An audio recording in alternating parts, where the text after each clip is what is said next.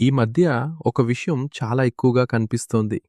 దేవాలయానికి వెళ్ళగానే కొందరు ముందుగా దేవుడు వైపు కాదు, మొబైల్ కెమెరా వైపు చూస్తున్నారు. ఎక్కడ మంచి బ్యాక్‌గ్రౌండ్ ఉంది? ఎక్కడ మంచి లైటింగ్ ఉంది? ఎలా పోజిస్తే బావుంటుంది? అనే ఆలోచనలోనే ఎక్కువ సమయం గడుస్తోంది. ఒక్కసారి ఆలోచించండి. మనం దేవాలయానికి అసలు ఎందుకు వెళ్తున్నాం? దేవుడిని చూడ్డానికా? లేక మనల్ని ప్రపంచానికి చూపించడానికా? ఫోటోలు తీసుకోవడం తప్పు కాదు.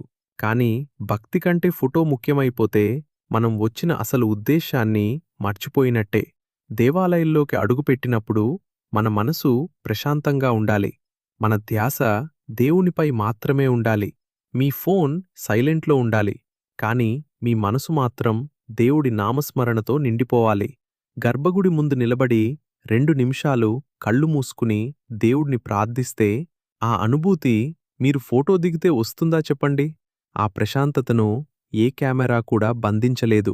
కొన్ని దేవాలయాల్లో ఫోటోలు తీయడం కూడా నిషేధం. దానికి కారణం భక్తులకు అంతరాయం కలగకుండా ఆ పవిత్రతను కాపాడడానికే. దేవుడు మనం ఎన్ని ఫోటోలు తీసుకున్నామో చూడడు.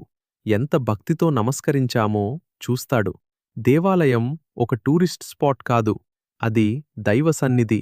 కాబట్టి ముందు దర్శనం చేసుకోండి. కొన్ని క్షణాలు నిశ్శబ్దంగా దేవుడితో గడపండి. ఆ తర్వాత అనుమతి ఉన్న చోట ఒక ఫోటో తీసుకుంటే అది అందమైన జ్ఞాపకమవుతుంది. దేవుణ్ణి కెమెరాలో బంధించటం కంటే మన హృదయంలో నిలుపుకోవటం గొప్పది. ముందు దర్శనం, తర్వాత ఫోటో. ముందు భక్తి, తర్వాత జ్ఞాపకం.